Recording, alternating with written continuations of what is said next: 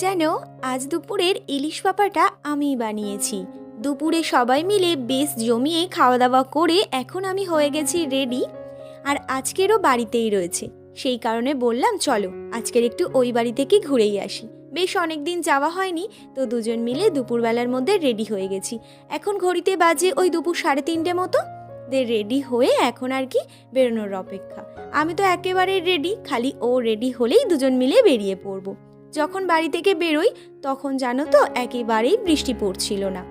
মাঝ রাস্তায় দেখি ঝমঝমিয়ে বৃষ্টি এলো। ভাগ্যিস ছাতাটা নিয়ে বেরিয়েছিলাম বলে তাই এই যে দুজন মিলে ছাতা মাথায় দিয়ে এখন টুকটুক করে চললাম আমার বাড়িতে।